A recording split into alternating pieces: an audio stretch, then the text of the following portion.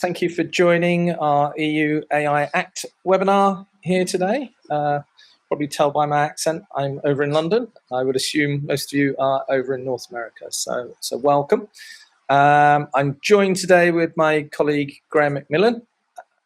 Introduce yourself, Graham. Yes, good afternoon or good morning, as we say. A lot of US colleagues coming online at the moment. So Graham Macmillan, solution engineer with Salt Security. And again, also based in the UK. So who best to talk about EU AI Act than somebody who is in the actual UK, and we're kind of like dealing with so many organizations that are responding to the components of this act. Exactly. Thank you, Graham. I think we can get started. So welcome everyone. Thank you for joining us today to learn about the European AI Act and how SALT is helping organizations to adhere to it. So let me just click on this. So on today's agenda, we'll be covering the following items. Firstly, what is the EU AI Act and how will it affect companies trading in the EU market? I'll then cover off the 4 risk categories and their definitions. We'll touch on previous EU regulations and the impact of non-compliance. Then I'll break down each relevant article and how it relates to cybersecurity. Then I'm going to hand over to Graham, who's going to delve into the detail of how SALT closes the gap. Okay. So what is the European AI Act and how does it affect me? So if we look back over the years, the European Union has aimed to regulate technology and technical services. So if we look back in 2018, we had GDPR, the General Data Protection Regulation, then the Digital Markets Act, then Digital Services Act, and now we have the EU AI Act. This is the world's first comprehensive legal framework for artificial intelligence.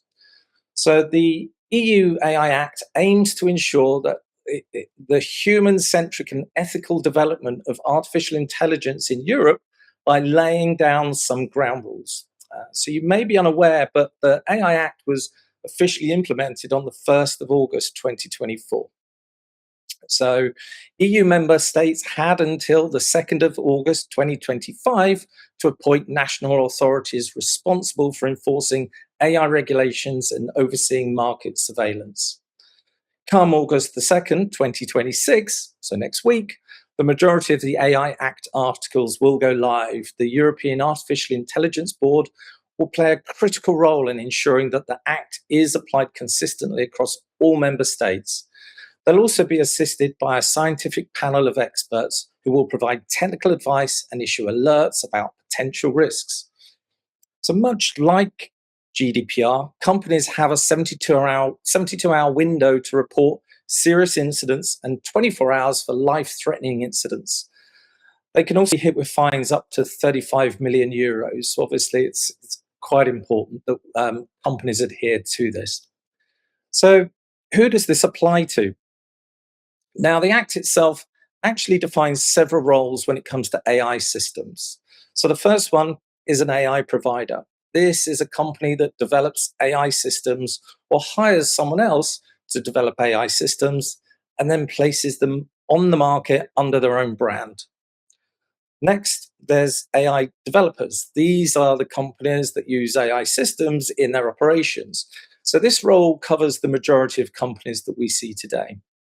We also have AI importers. These are the companies that import particular AI systems that are provided by AI providers in non-European countries to the European market. So I imagine most on the call would probably be part of one of those organizations. We also have AI distributors. These are the companies in the supply chain that sell these AI systems in the European Union. Lastly, we have AI operators.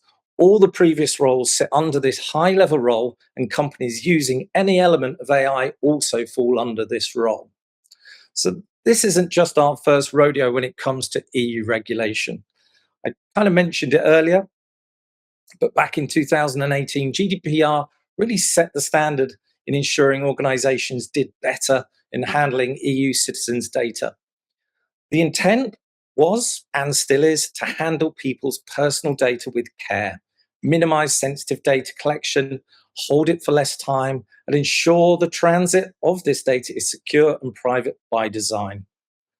This has had a big financial impact on some of the largest tech firms in the world and has helped shape how products and services are created and delivered today.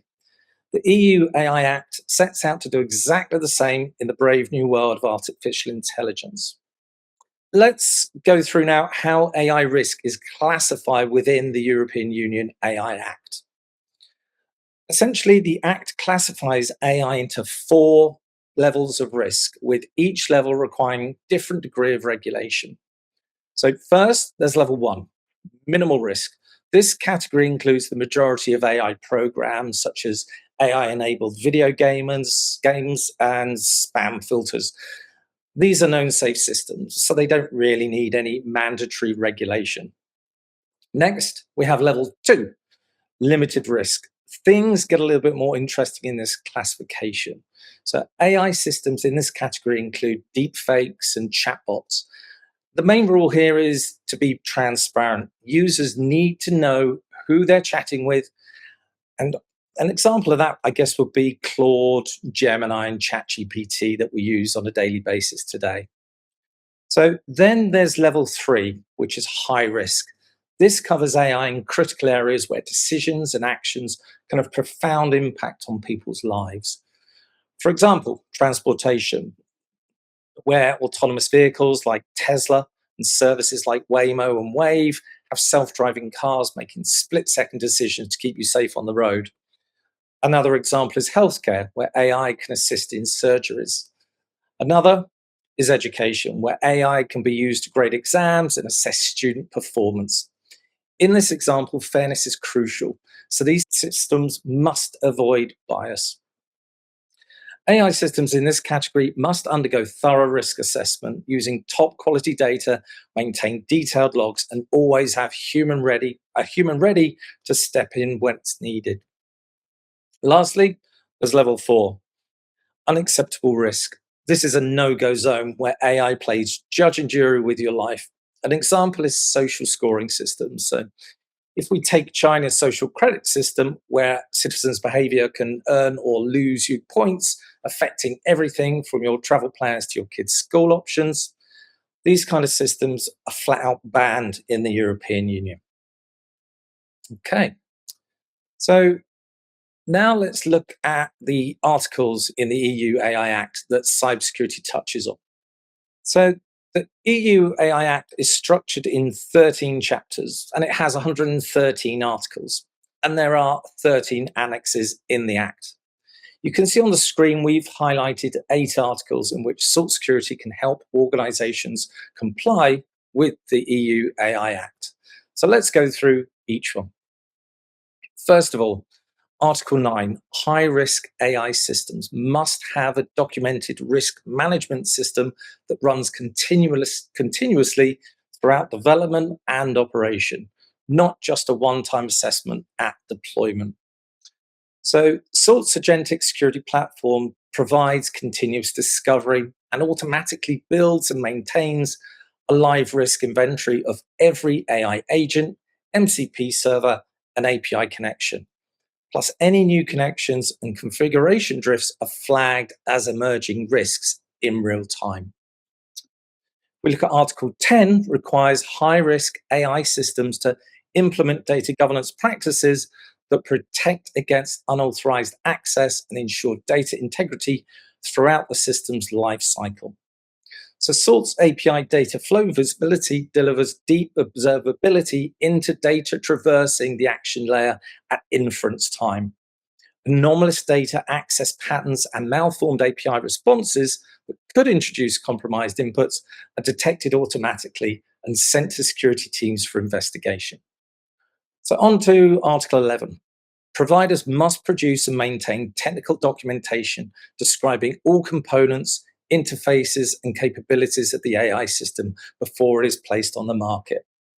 So SALT produces a continuous exportable inventory of every AI agent, MCP server, and API endpoint discovered.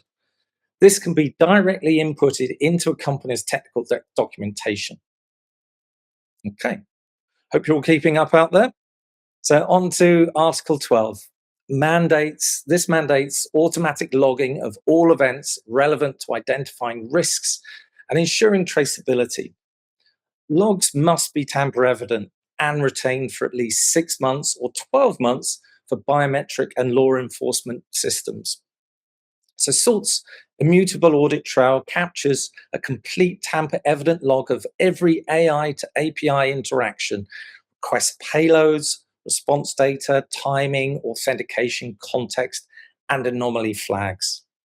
We also have configurable retention policies to align to a company's own policy as well. On to Article 14. High-risk AI systems must be designed to allow human operators to effectively oversee operation and intervene or halt the system when anomalous behavior is detected. So in SALT, we have detection and response, which gives real-time alerting and surfaces anomalous agent behavior with full context. This allows SecOps teams to see exactly what APIs an agent is calling and terminate or quarantine any sessions that are exhibiting unauthorized behavior. On to Article 17. Providers must implement a documented quality management systems covering data governance practices, logging infrastructure, post-market monitoring, and cybersecurity controls. So the SALT platform provides cybersecurity monitoring, logging, and posture evidence that a QMS requires. SALT is the technical controller whose output feeds the provider's QMS documentation. So now we've got two articles, 72 and 73. Article 72 requires an established documented monitoring system from the first day of deployment. Article 73 mandates incident reporting 24 hours for life safety risks, 72 hours for other serious incidents, and 15 days for malfunctions. So SALT's continuous monitoring is a direct implementation of Article 72. Every behavioral baseline and anomaly detection is a monitoring data point. Behavioral detection identifies incidents as they occur, which is the precondition for meeting Article 73's timeframe requirements. So as you can see, I've left Article 15 to last, as this article is harder to conform to, and most organizations are just not prepared. So Article 15 requires technical robustness against adversarial attacks by unauthorized third parties. Article 15.5 actually outlines specific threats: data poisoning, adversarial examples, confidentiality attacks, and model evasion. Protection must extend to the interfaces through which AI systems interact with the world.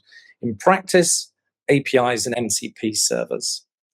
So SALT provides behavioral threat protection, which builds AI-powered baselines for every agent and API interaction.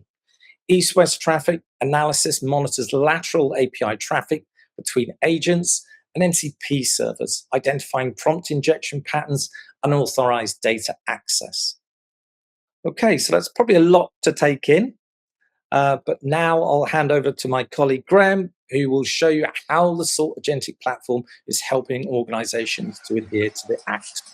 So really good coverage of the EU AI Act. And as you can see, so many different articles coming in and really taking into focus what kind of data is being transmitted and the tooling around it. Of course, it wouldn't be a tech session if we didn't come through and say, well, this is how teams and organizations can align their businesses to meet the obligations and acts set out within the EU AI Act. So how effectively does SALT close that security gap and help teams very quickly address the new EU AI governance? Pretty important to note is so many organizations that we chat to have a flavor of AI and LLM coverage. A lot of organizations are focused on the LLM platform itself and utilizing popular technologies specifically to address AI security posture management and AI detection and response. And that's very much on the LLM. What data is being sent into the platform and how does the platform respond? Now, a big notable impact that the EU AI Act has is it's not just looking into what do the AI agents say, but it pays very special attention to what can the AI agent do. As Glenn mentioned, it's that MCP API relation. What data is being fed? Don't just tell me, the gateway, what's in and out, but actually be able to map that full inventory and sequence of components and effectively capabilities that the AI agent has. And that's largely because we have seen so many different LLM models become manipulated, and teams, simple prompt that we saw an environment is where people are saying, well, generate this data, but send it to me directly via an email. And a very awesome way of getting access to lots of data, and that's a very simplified version, but people getting access to a lot of data and bypassing the LLM filtering because the response comes back as, great, I've emailed that through to you. And which AI systems don't have access to a kind of notification system. So it becomes important not just to sit on the LLM, but also to kind of get visibility into the agentic action. And that's really where Salt takes that AI approach and converts that into agentic security posture management and agentic detection and response. So what that means is that gives you full visibility not only of the AI agent, but of the underlying MCP servers, the tools, the APIs, the third-party APIs, the detection, the guardrails, and as Glenn said, that very important article around incident reporting and cybersecurity response, Article 15, the cybersecurity resilience, is that runtime detection. So how does that translate into the agentic enterprise?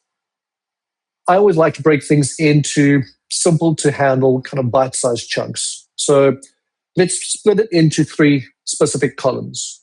Where is my starting point? Where do I address an organization? That first column, discovery. Discovery will help me assess what is my risk. What can an adversarial person see? What am I exposing publicly? What data is inside the APIs? What kind of platforms am I utilizing? And effectively, that age-old adage, I cannot secure what I don't know. So being able to be proactive and dynamic in that discovery of agents, MCP, and APIs. Now, you don't just want to discover and have disconnected pieces of information. It's about taking that discovery at multiple points, be it from the AI agents, be it from your MCP servers, your APIs, your LLMs, and converging that into a unified inventory. Because it's the relationship between the agent to the API that becomes fundamentally important. That also helps you understand and validate the capability of that AI agent. So yes, when I originally released the agent and when it got C-level or management sign-off, this is the functionality and the capability that the agent should deliver. In runtime, does the capability of my AI agent still align with the actual operational parameters that the business have? All right, and that also then helps you cover off that Article 9, that risk management, as well as Article 11, as Glenn said, that technical documentation, being able to have a distributed development team and product owners and project managers and application owners, but give them that universal view as this is what you have. These are the fundamental core components of the applications. And it also allows teams to evolve and improve their innovation because you've effectively got a mapping of what's currently in place. All right, so that all of that gets bundled into the discovery column. Discovery is a great starting point, but it's like looking at a black and white picture. It becomes really hard to see the details. So let's start contextualizing that discovery with color. Let's start putting in where is the APIs that are externally exposed. What are the APIs that have sensitive data?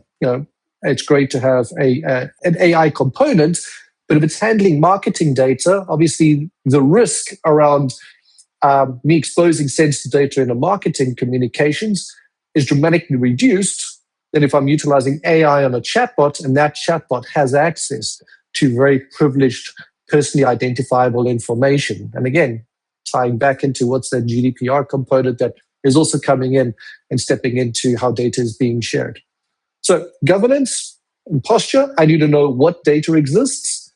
I need to be able to contextualize and categorize what level of data, what's its important, what is seen as an internal versus external API, as well as what are the governance and framework controls, because it's not only the EU AI Act, we've got so many organizations want to align with NIS2, want to align with ISO 42000 and bring those controls in as well. So it's knowing what are the actual governance gaps with EU AI Act, but also on those other frameworks.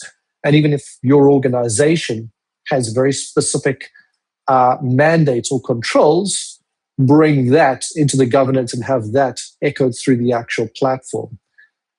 Now, the awesome thing with SALT is that not only do we bring you that governance controls in a pre-populated library on all those controls, but you can customize them. And also those controls can be implemented in runtime, so your dev, your staging, production environment. But better yet, with SALT code, you can actually implement those guardrails in your popular IDE environment. So where you have got a coding agent, have that coding agent build out the new agentic capabilities and making sure that when it builds out those capabilities, it naturally aligns with the governance frameworks that you've stipulated on the SALT platform.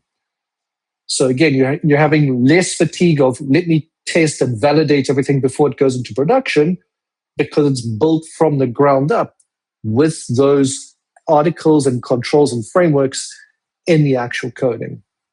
Okay, so we've covered pillar one, discovery. What do you have? Risk inventory. We've addressed pillar two, what kind of data, the governance frameworks around it, bringing that into that shift left approach. Third pillar I look at is runtime security. As Glenn said, it really becomes tricky because when you're looking at agentic AI, it comes very simply down to behavior of the AI. No two AI systems are built the same. The capabilities, the data that they have access to is constantly moving. And it's a question that often gets raised in companies. How do we protect something that developers are building? Application owners know what the capabilities should be, but how do I translate those capabilities into anomaly detection? And you very quickly run out of resources and times when you're trying to put in manual baselines and anomaly detection into the platform. And this is where SALT's patented behavior modeling technology kicks in.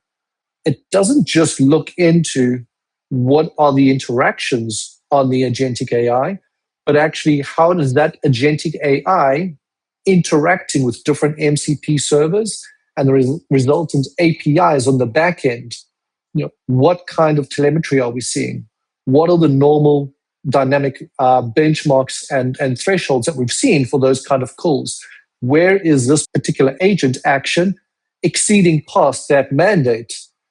And again, being able to detect an anomaly, identify and discern an anomaly from malicious intent, and then being able to actually orchestrate, well, we've seen this malicious intent, create that notification, create that attacker fingerprinting, and actually profile out. This is the attack chain.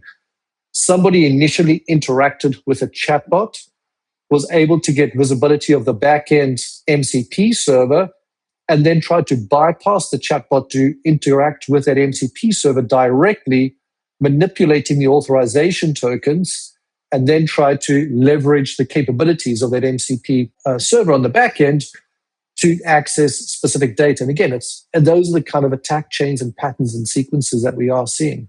So being able to keep ahead of that. All right, so there's three very, very important pillars. discovery, governance, and then protect.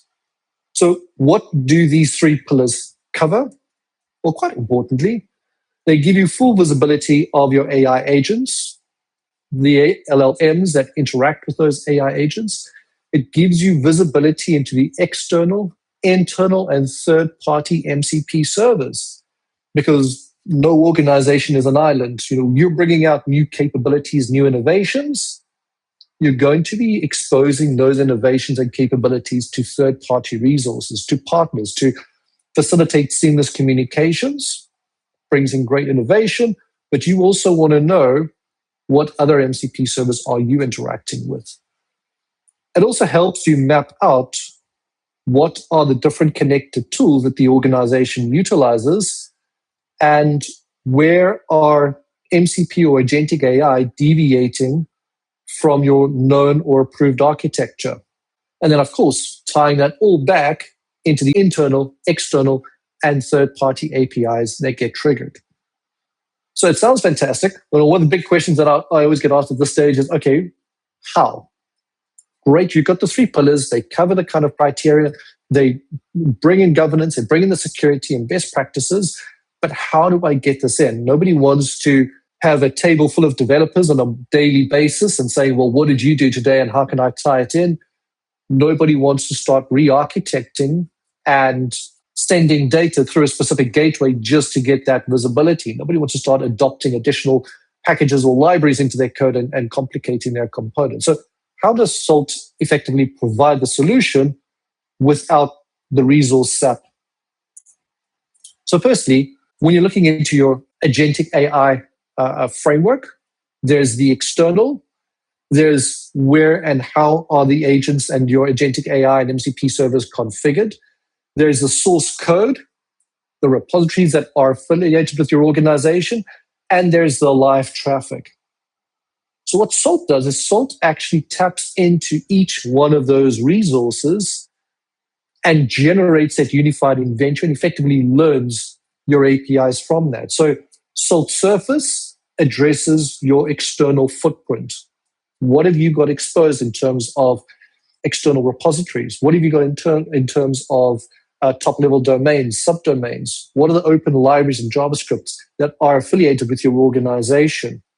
SALT Connect understands that your organization is leveraging a lot of services and technologies like AWS, Azure, GCP, MuleSoft, Databricks. By tapping into those platforms, we can automatically and dynamically assess and discover the actual landscape around your agentic AI and actually assess and discover the MCP servers and the APIs. By tapping into your code repositories with SALT Code, SALT can actually discover what have you got configured in GitHub, GitLab, Bitbucket, and also address those coding concerns and configurations. Where are there potential vulnerabilities? And also, what are you exposing publicly? Are we seeing kind of any hard-coded credentials within those repositories? And last but definitely not least, many organizations just have access to the underlying traffic and go, well, I've plugged into what I know. How do I discover the unknown? If a developer's sitting with something running on their laptop, they've got access, they've got API keys, what's stopping them from just generating something locally, running it locally, and interacting with my APIs? And that's where SALT really accelerates, in that we can do that runtime traffic analysis. We can do it from the CDN side, we can do it from an API gateway, load balancer.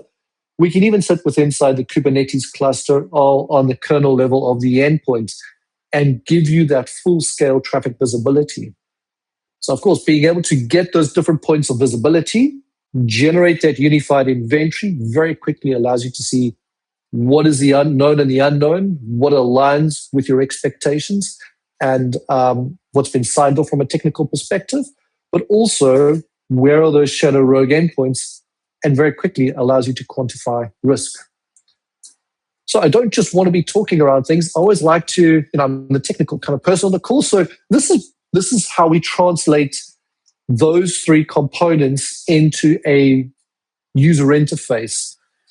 You want to be able to quickly see what are your agents? What are those underlying MCP servers that those agents communicate to? And by simply clicking, and please, I hope you guys contact your local salt security rep if you want to have a deeper dive. This is just a screenshot. If you want to have a deeper dive as to how this platform can interact, share, what are the capabilities, what's data security, what are the risk and governance deviations, all from that simple screen, do contact us for a live interactive demo.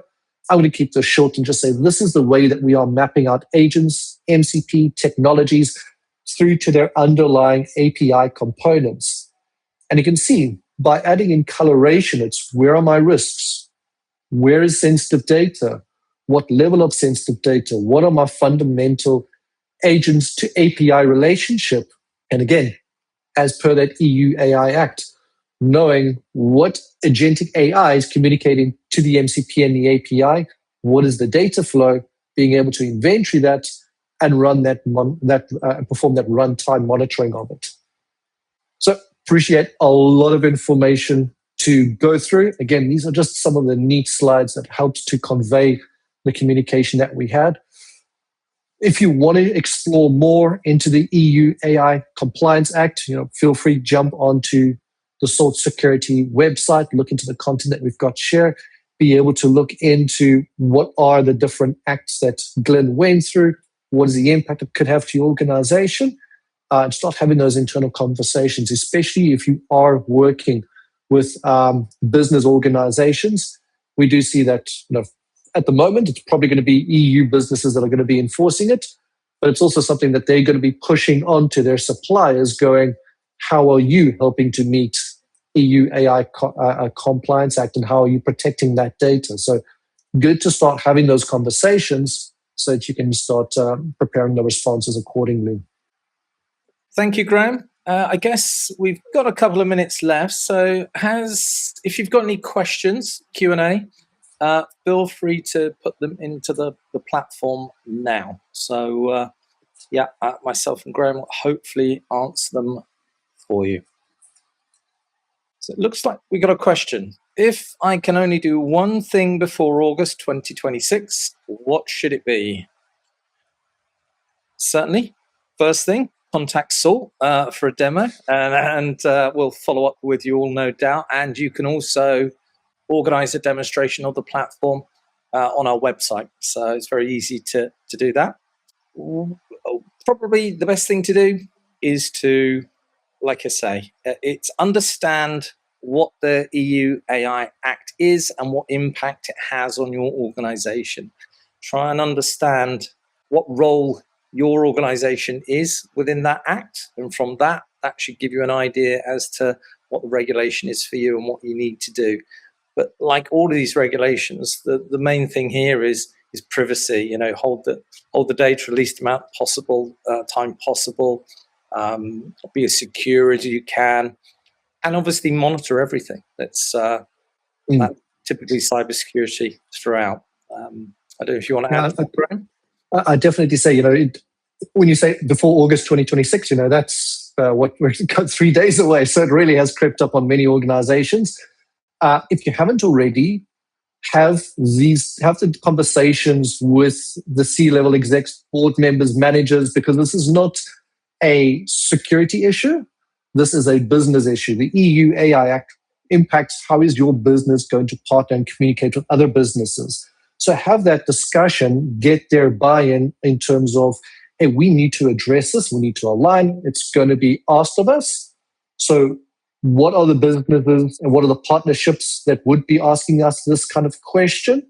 Would be my, have that conversation now, get the business aligned, and start looking into the discovery. What kind of tools are you utilizing? What aspects would fall under the EU AI Act? Because then you can not only have that discussion, but actually start, and it is tricky to quantify, but actually start being able to say, well, what is the impact that this would have to our organization, and how can we prioritize that? Again, tying into what Glenn says, easy way of doing discovery is, Salt can assist you in that discovery approach. So happy to come and assist you in that quantifiable approach on AI impact. So we've got a second question. What's the single biggest security gap you see when you first look at a new customer's AI environment? I think you probably covered it there, Graham. Visibility. Yes, I think a lot of teams go, I don't know what I have. I'm about 70, 80% comfortable with what we have, but how do I actually validate and confirm that? The ability of spinning up a new agent into resources, generating an API key and soldiering on is fantastic. There's great accessibility. And I think teams are going, I love the accessibility, but if it's going to put the business and data and compliance and frameworks at risk, especially when we are talking about some big fine numbers that we saw earlier on, it's knowing what do I have and what access to data does it have. So yeah, very much that discovery, keeping ahead of the game, and that discovery needs to be dynamic. Nobody wants to take a snapshot in time is only as good as the next 5 minutes or 5 days, depending on how active your developers are. So having something that maintains that discovery aspect.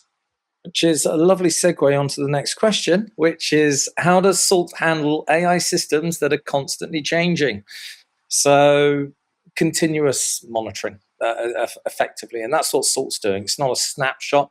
We're continually monitoring an organization's environment, whether that's their network environment, their API environment, but also, as Graham said, their code repositories and those kind of areas, because that's where developers are building systems at a huge rate. So that's kind of what Salt does. We're continually monitoring those environments for changes, potential changes, because that's where those abuse is going to happen. So I think that's all the questions we've got, and we appreciate all your time today. Thank you for joining us.